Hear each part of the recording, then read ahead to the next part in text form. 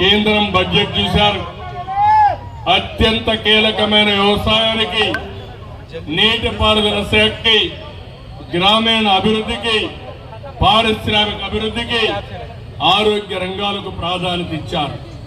ఇలాంటి అనేక కార్యక్రమాలు చేసినప్పుడు ఈరోజు మనందరం కూడా గుర్తుపెట్టుకోవాల్సింది, రాబోయే రోజుల్లో ఇంకా సమర్థవంతంగా ముందుకు పోవాల్సిన అవసరం ఉంది.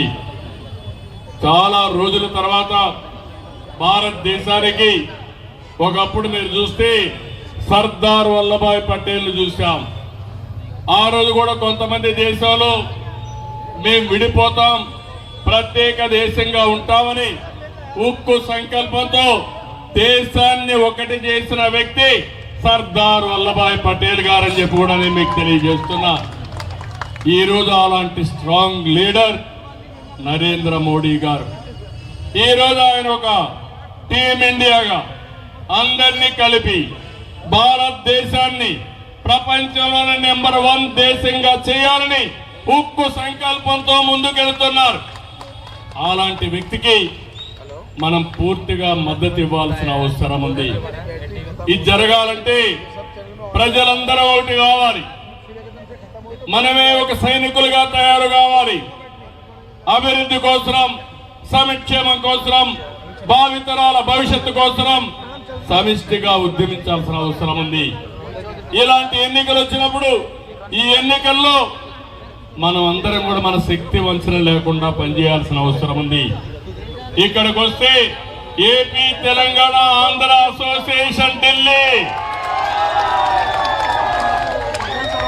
తెలుగు వారు ఎక్కడున్నా ఒకటి, అది తెలుగు జాతి. వాళ్ళకు అండగా నేను ఉంటాను, మీకు తోడుగా ఉంటాం.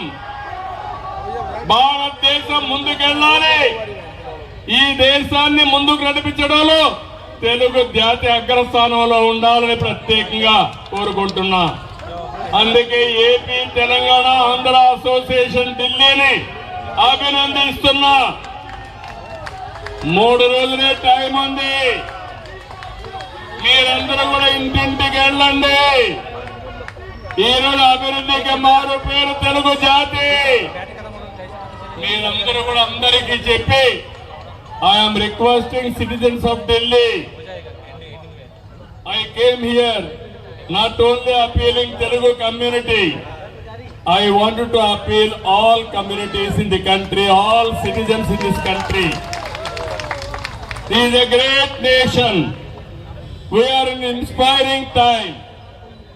I am telling you, all of you, Narendra Modi for the last 11 years, he promoted India all over the world. He made India as a strong brand.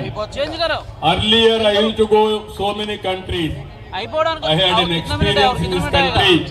I was in politics for the last 45 years. I know all those things. But at the same time,